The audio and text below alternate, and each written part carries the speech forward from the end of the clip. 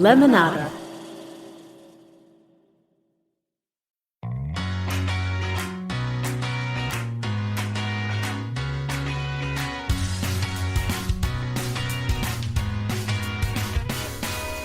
Hello and welcome to Happier, a podcast where we talk about strategies and solutions for making our lives happier, healthier, more productive, and more creative. This week, we'll talk about a word-related, try this at home, that is very fun. And we will tackle a listener question about the challenge of Obliger-Rebellion. I'm Gretchen Rubin, a writer who studies happiness, good habits, secrets of adulthood, human nature. I'm back in my home office in New York City, and not far from me is my new puppy Taffy, who is sound asleep. And by the way, if you want to see photos of Taffy, follow me on Instagram because I will be posting many, many photos and videos because that is my favorite thing to do right now is to take photos and videos of Taffy. And joining me today from Los Angeles is my sister Elizabeth Kraft. And Elizabeth, you led the way for the 2-dog family. We had 1 dog growing up, but after you had 2 dogs, it suddenly seemed possible. That's me, Elizabeth Kraft, a TV writer and producer living in LA. And yes, Gretch, I have my 2 corgis, Nacho and Daisy. And I hope that you're happy in a few months when Taffy's settled in. I hope you are glad that I led the way. Yes, I'm already sure that I will be. Before we jump in, we got some interesting responses from listeners. Yes, C said, I love the podcast and love reading, but I wonder if anyone has found that there can be too much of a good thing with reading. I've caught myself sometimes reading instead of spending time with family, and that is not who I want to be. Once on your show, you shared a motto you had in college of people first or something like that to remind yourself to prioritize people over reading. I think this was shared on an episode in which a teenager wanted to read in the library instead of hang out with friends.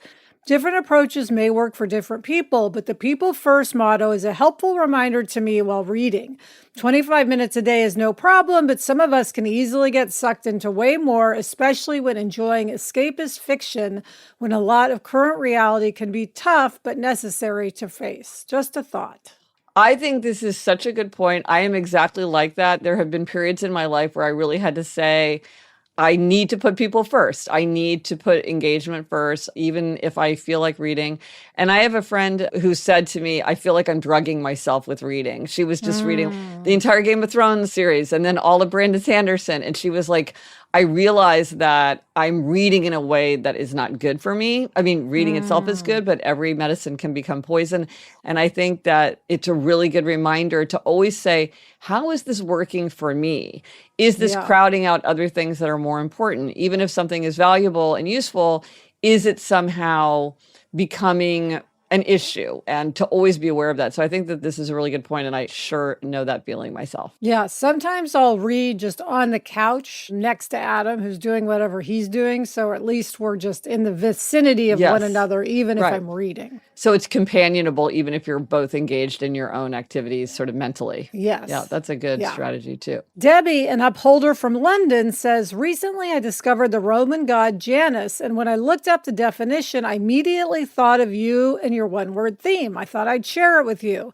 In ancient Roman religion and myth, Janus is the god of beginnings, gates, transitions, time, duality, doorways, passages, frames, and endings. That's so cool. This is so interesting. And okay, so yeah, my 1-word theme of the year is door. So this is perfect. I made this a big note to myself. Thank you so much, Debbie, for my upcoming book, Project Empty Nest, where I talk about the door and the open door phase.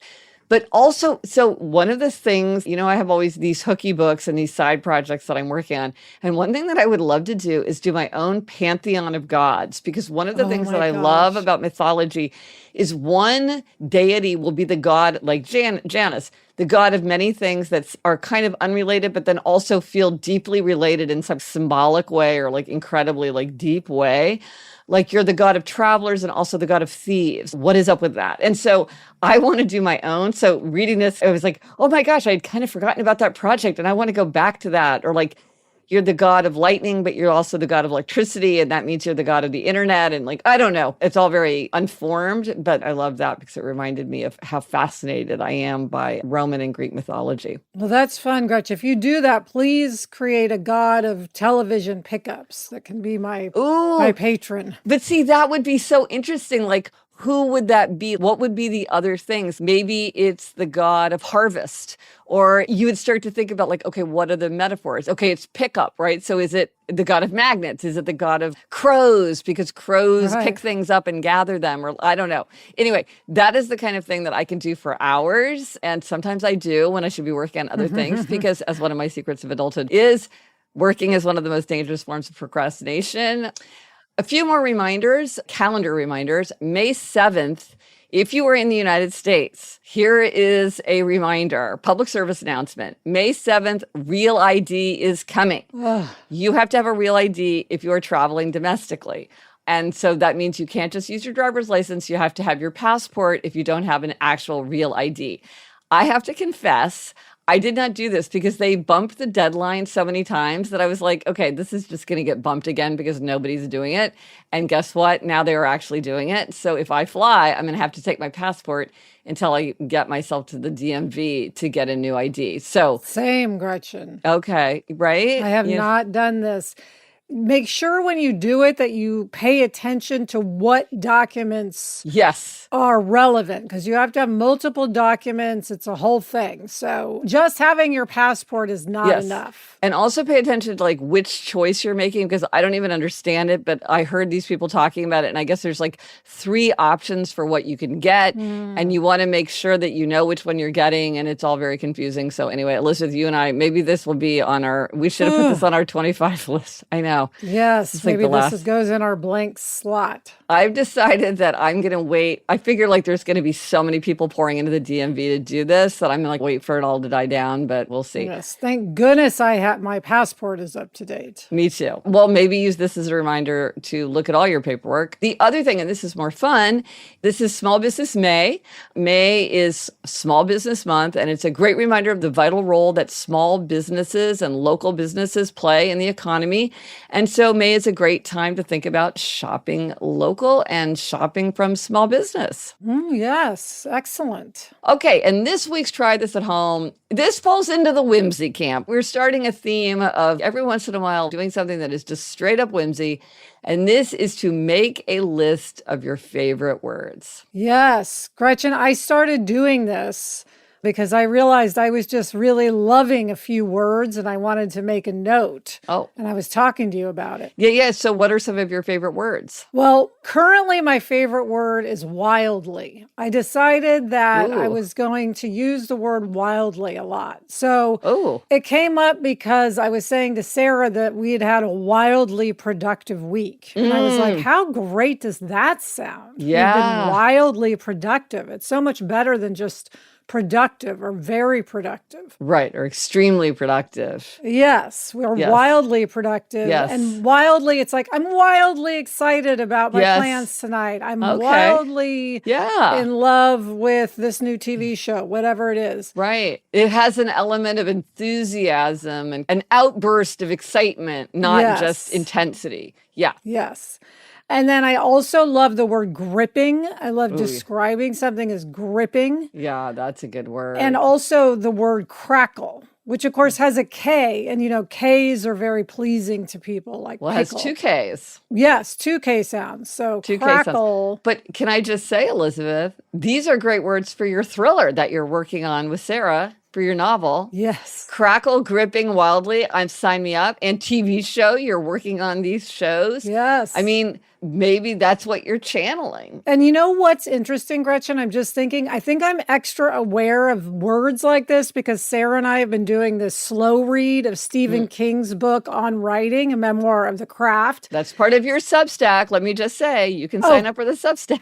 Yes, thank you. Sign up for our free Substack newsletter at happierhollywood.com. Just scroll down and you will see where to put in your email address. Listen, just side note, you know, the way I would always say pre-order early and often, and you gave me the mug. I feel like I need to give you a mug that says sign up for our free Substack newsletter because you're in that mode of just constantly telling people about it. I am. I can't help myself. No, I love it. So as part of our Substack, we're doing this slow read of the Stephen King book. And I just love his use of words, just unexpected words, but that are very normal words, but they just seem very, I don't know, meaty or something. They're just very potent. Yes. So I think that's put me in this mindset of wanting my words to have, as he would say, pow. Well, it's funny because in Eliza and Eleanor's school, they called them spicy words. Did they have a lot of spice? Ah. But I think that something that you just said is something really worth thinking about as writers and just as we're searching for our favorite words. Sometimes people think if you're searching for a word like that, you have to go to a word that's unusual or that people don't know well. But I think actually the mastery, and this is why someone like Stephen King is such a master, is they're perfectly ordinary words, but you understand how to put them in. So you understand that wildly is going to be the intensifier that just brings it up to a new level, or a crackle. And then you're finding the ways to just elevate it, but within the bounds of people's ordinary vocabulary. Yes. Because sometimes when there's like a lot of unfamiliar words, it's just like you think it's going to be more powerful because the word is so perfect. But if people don't know what it means, then you lose that power. Okay, Gretchen, what are some of your favorite words? Well, one of my favorite words is very much has the K sound, 2 K sounds, which is kumquat. I just love the word kumquat. I just think that is a very funny word. I don't think I've ever even eaten a kumquat, but I love the word kumquat. I love the word jester. I think that is such a fun word. It brings up such positive associations with me. I don't know, like if I were going to have a character in a novel, I would love to read like a YA series about like a jester in a magical court or something like that. That's an interesting POV. There you go. And then a word that I came to love when it was my one word theme is the word salt. Because salt is so powerful. It makes sour things sweet. It makes bitter things less bitter. It purifies, it preserves, it's tears, it's the ocean, like everything is salt. And so maybe that's a word that I love just because it has so many layers of positive associations and interesting associations. But on the subject of words that are so perfect, but nobody knows what they are, and so you've wasted your opportunity. I was reading this book while I was on my book tour. I was looking at it in a bookstore because I was doing an event at a bookstore, and somebody was there for the event. And so we were chatting, and I was like, oh, I was just looking at this book. I'm thinking about buying it because I read the review, and it sounded interesting. But then I got distracted. I had to go deal with something. And then after I was done signing, the bookstore owner said, oh, somebody bought this for you. And so somebody bought me. So whoever you were, gold star for you. I read it. I loved it. It was so nice. It was such a treat.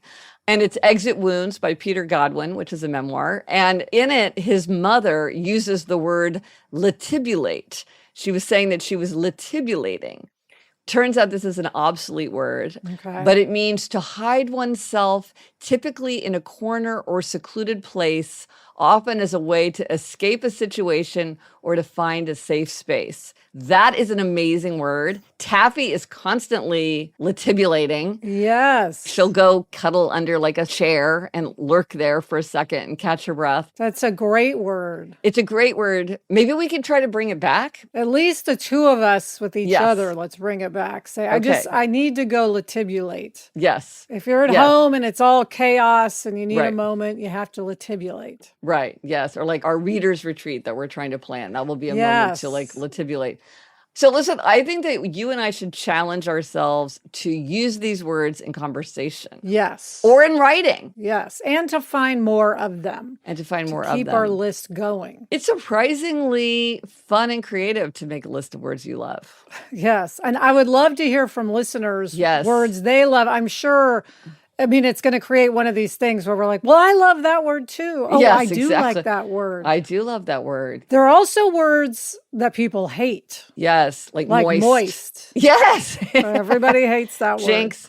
Yeah, everybody hates that word. Yeah, what are other words? I know there are words that, I don't know, we'll have to think about that. But that's a less happy subject to consider. It's more fun to think about the words you love. So let us know if you do try this at home and how making a list of your favorite words works for you. What are some of your favorite words? Have you been making a list like this your whole life? I think there are people who keep these lists just for fun for a long time. Let us know on Instagram, Threads, Facebook. Drop us an email at podcast@gretchenrubin.com. Or as always, you can go to the show notes. This is happiercast.com/532 for everything related to this episode. Coming up, we've got a packing happiness hack. But first, this break.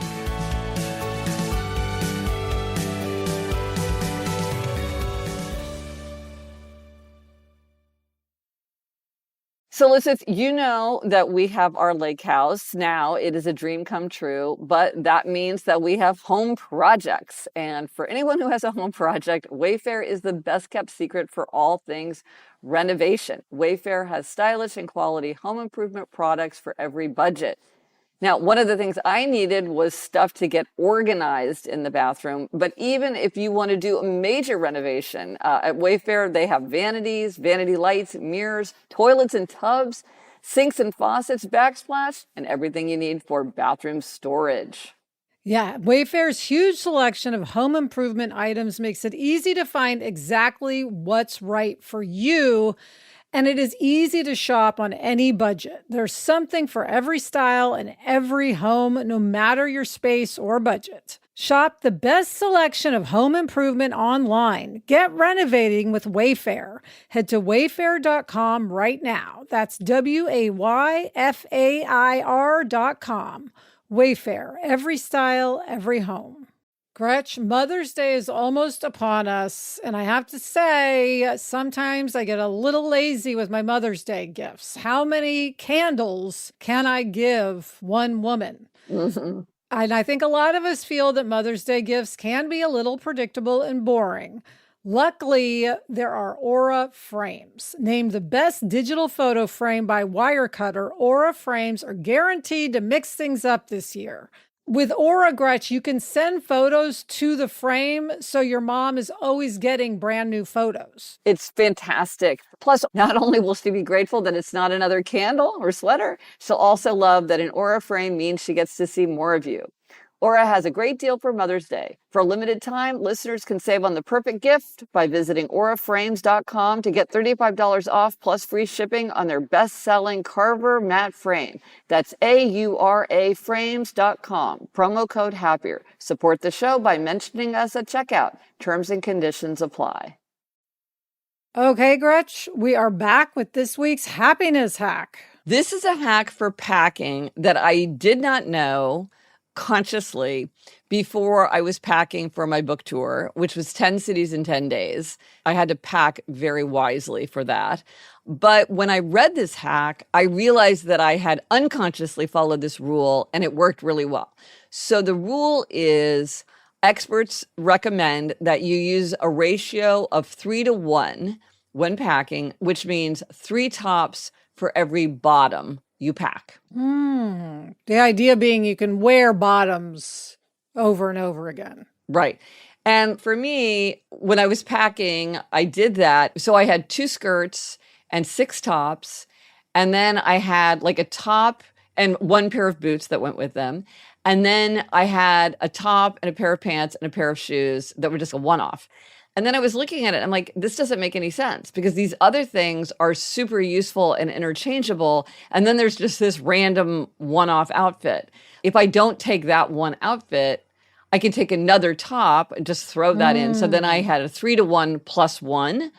And then I threw in a cardigan. And so it worked really, really well. But I think sometimes it's easier not to have the decision fatigue to just say like, okay, well, how many bottoms do I need? And then it's a good rule of thumb that I think can make it easier to have an approach when you have a packing challenge. Yeah, I've never done this, but I'm going to do it next time I have to pack. Really good idea. Yeah. And it forces you to think about, well, what are the bottoms for which you can have 3 tops?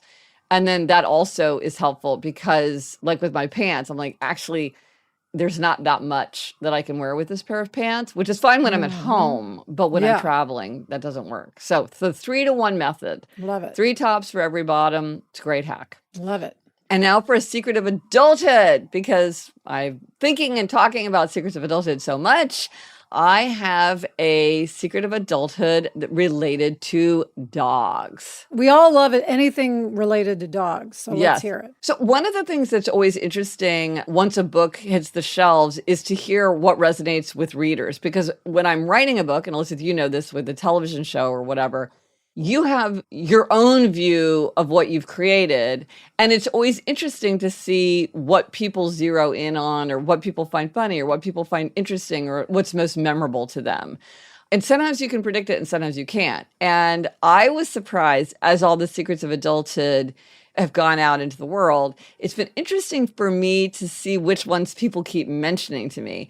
And one that I did not expect for people to keep mentioning to me, and yet they do, is The Secret of Adulthood, that says, recognize that sleeping with a big dog in a small bed, things that are uncomfortable can also be comforting.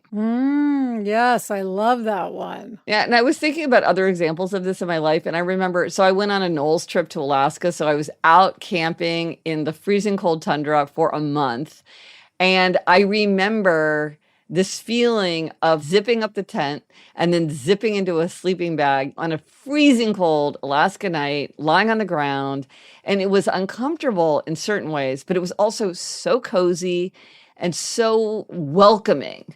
So it was both uncomfortable and comforting. It's interesting that both of those examples have to do with sleeping. Interesting. That is a place where we want comfort, I think, when we sleep. Yeah. I'm going to keep thinking of other examples because you're right. It's not necessarily related. It's a bigger idea. Yes. Yes.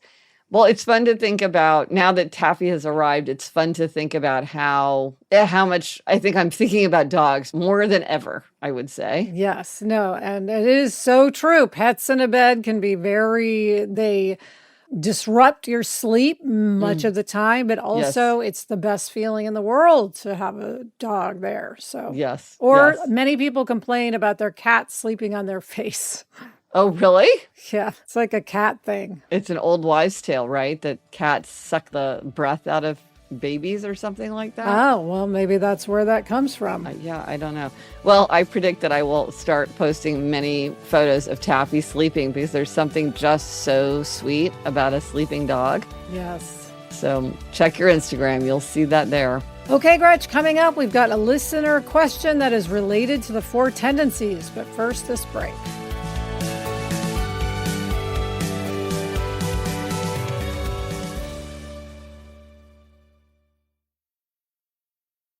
Are you a trailblazer, a risk taker, someone with countless tales of epic adventure?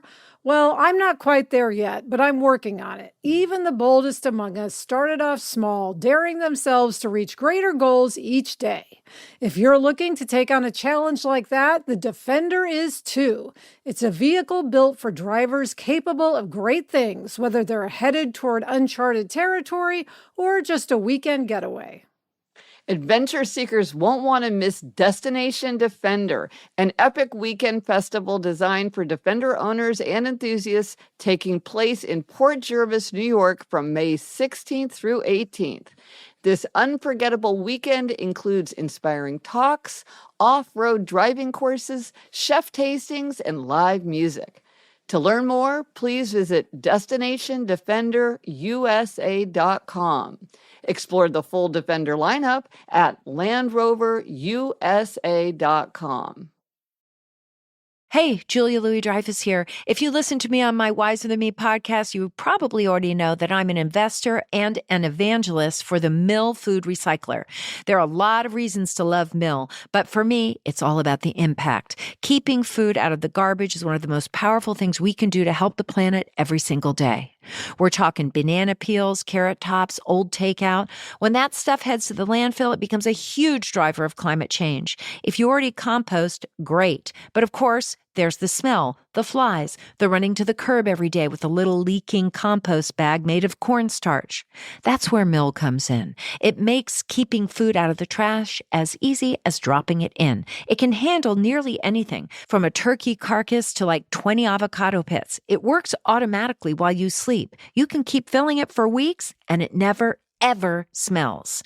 Mill makes dry, nutrient-rich grounds that you can use in your garden, add to your compost, feed to your chickens, or Mill can get them back to a small farm for you. But you kind of have to live with Mill to really get it, and that's why they offer a risk-free trial. Go to mill.com/wiser for an exclusive offer. Okay, here we have a listener question that is related to the 4 tendencies, one of my favorite subjects to consider. If you do not know what the 4 tendencies personality framework is, you can go to GretchenRubin.com and you can take the quiz to find out if you are an upholder, a questioner, an obliger, or rebel. You can learn all about the framework. You can learn all about Obliger-Rebellion, which is what this listener is asking about. This is such an interesting question. Yes, it comes from Peter, who says, I am 100% an obliger who, I fear, is heading toward Obliger-Rebellion. At work, I have a great boss and team, but some of my coworkers have been laid off because of the recent tariff uncertainties, and now I'm being asked to do more and more without any acknowledgement that my workload has increased and that I'm being asked to get so much more done for the same title and money. That said, the job and the boss are great, and I don't want to lose my temper or go on a work strike. I have done both of these in the past, and I never understood what was happening. I was acting out of character. But now that I know about Obliger-Rebellion, it makes sense. Any suggestions? Well, what an insightful question. What an insightful question. And can I just say, this is a really important thing for obligers to be aware of and the people around obligers. Obliger-Rebellion can feel very sudden and like somebody is just exploding or like they're completely acting unreasonably. But if you know about Obliger-Rebellion, you can see it coming. You can feel the storm clouds rolling in, growing resentment, growing anger, feeling of being exploited, unheard, taken advantage of. And so I think it's really great that Peter is like, I've done it in the past. I don't want to do it now. I want to like get a handle on this as I feel that it's happening so that it doesn't actually turn into Obliger-Rebellion. And that is the greatest thing you can do, which is to recognize that it's coming and then head it off, because Obliger-Rebellion sometimes is out of control and it can have consequences, sometimes that are very good and protective, but sometimes are not so great. And clearly here, Peter is worried that there might be consequences that he would not want. But by chance, listener Lisa had a great suggestion, so I'll suggest this. She writes, a happiness hack for obligers sensing resentment building. See, how perfect is this? Imagine your best friend or family member who you love dearly came to you and described your situation to you and were seeking guidance. What would you say? What would you tell them to do? How would you offer to help them? Then do that. And I think that is great advice. Always good. Imagine yourself in the third person. But I will say this, remember, you're probably going to need outer accountability for this. So come up with a game plan. Imagine yourself as a third person, but then you need to create some kind of outer accountability. If you're like, I would sit down with my boss and I would have a very frank conversation. It's like, okay, what is your accountability? Who is going to say to you, hey, it's Friday. Did you have that conversation with your boss? And if not, when is it scheduled for? And I'm going to check up with you on that day. Yes. And Gretch, maybe it would help to think, I'm doing this for the team. I'm speaking up for all of us if you're trying to convince yourself to have that conversation. 1,000%. That's a great suggestion, because often obligers are willing to do things for others. That's one of their great strengths. And so if you're needing a form of accountability, one form of accountability is like, I'm doing this for the benefit of others. I've talked to obligers where they'll say, I feel like I'm being exploited and this other person is being exploited. I don't feel comfortable standing up for myself, but I'll stand up for that other person. So I'll march in there and talk about what they're going through. So sometimes people can kind of trade that back and forth. But to think about, I'm going to stand up for everyone who's in the situation, I think that is a form of accountability, which is your duty to serve others, or your duty to stand up for others, or your duty to protect, or your duty to be a good team member. And then also you can use the form of accountability, which is, if I am going to maintain my ability to contribute effectively, whether at work or at home, I need to do this because I can see that it might end up blowing up, and that wouldn't be good for the people at work. And probably this would also affect your family. If something affected your work situation, it would probably affect your family. And so it's like, I have to take care of myself if I'm going to take care of them, because if this goes sideways, it's going to affect everybody at work and it's going to affect people at home as well. Gretch, it really helps to accept that things have changed. You may wish they were the way they used to be, but at least for now, things have changed. You do have more responsibility for the same title and money. And then think, okay, how can I handle this better? Be more productive so that I'm not, spending extra hours at work.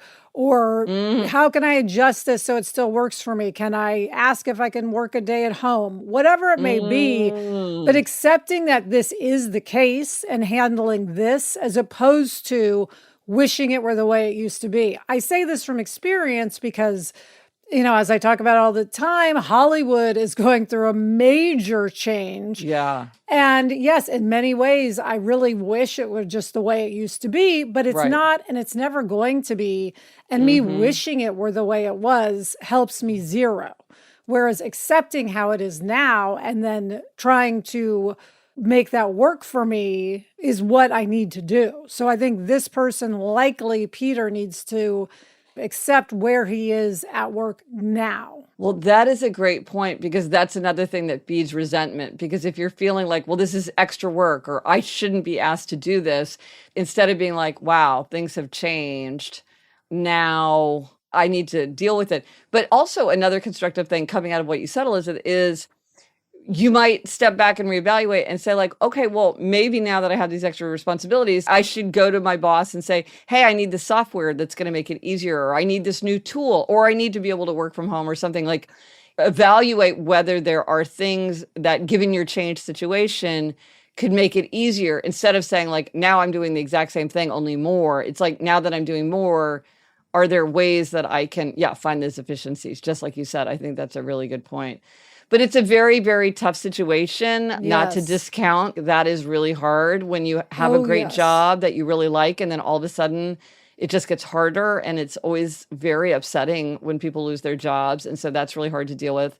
So hang in there, Peter, and good luck with it. And final word, remember accountability with obligers. Always Yes. say, how am I being held accountable? Because you have to have that outer accountability. Yes. That's the key thing. So good luck and hang in there. Yes. Thank you, Peter. And now, demerits and gold stars. Elizabeth, this is an even-numbered episode, which means it's your turn to talk about a demerit. All right, Gretch. Well, on the list of, profound to not profound, this is Okay, yes. definitely on the not profound Yeah. end of the scale. Okay. But okay, for many years, I was not having my nails painted at all. I was just getting them buffed. But Yeah. I decided I want to start getting my nails painted again when I get a manicure. So what has happened, though, is that, of course, they start to chip, and I don't get the manicures that often. Therefore, it's not like, oh, by the time they start to chip, I'm going back for another one. Right. So what has been happening is that they start to chip, which looks horrible and is very annoying,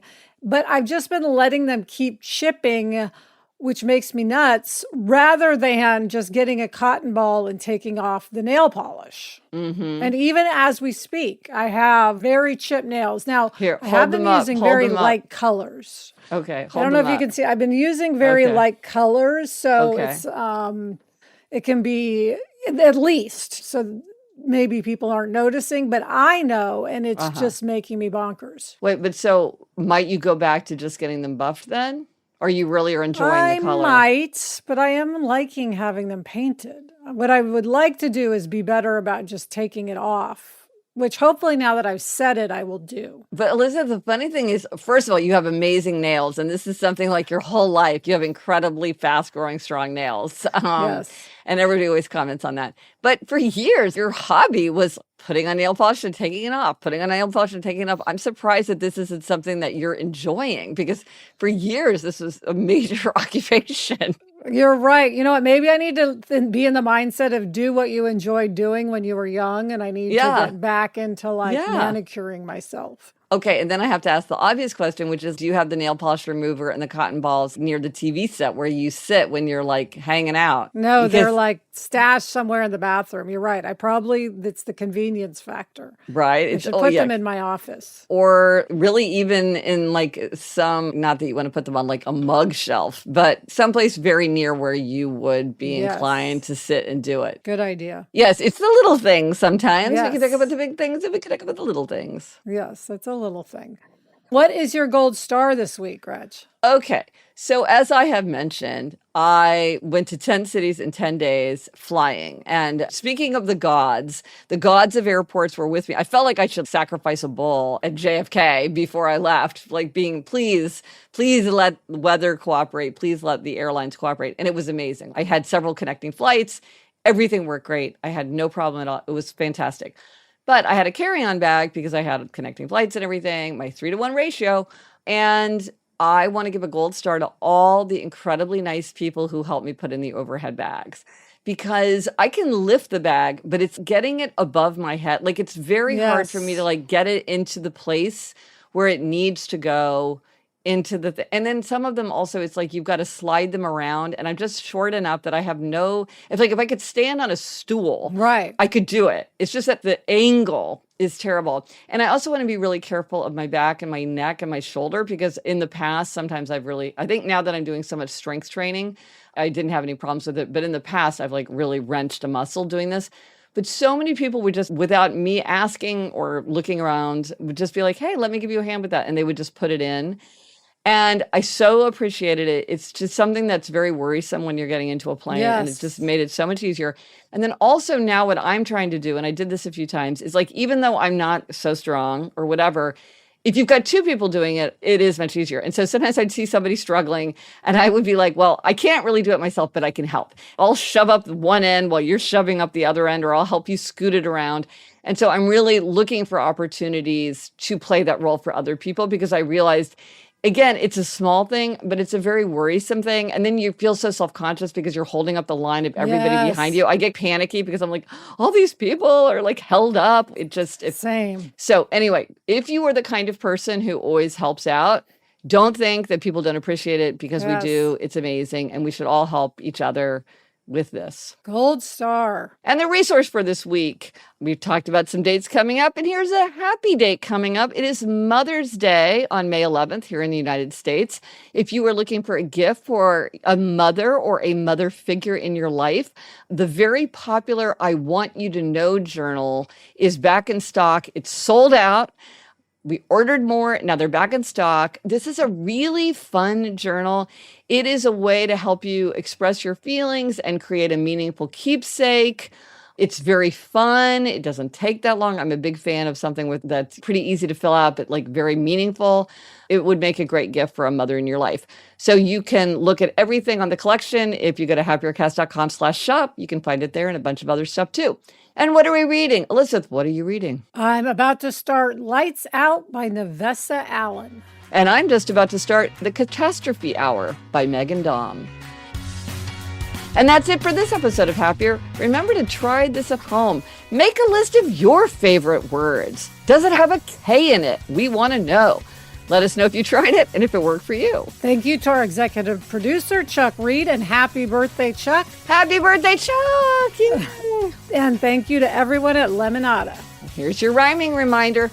Do this. Run out and do this right away, because you know how much it means to us. If you like the show, tell others you know. Until next week, I'm Elizabeth Kraft. And I'm Gretchen Rubin. Thanks for joining us. Onward and upward.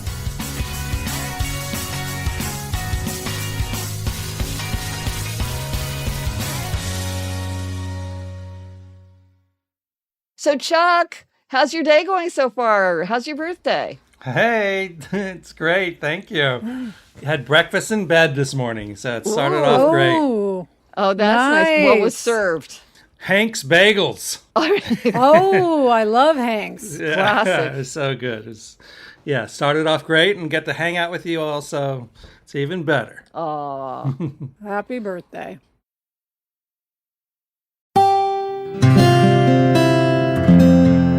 from the Onward Project.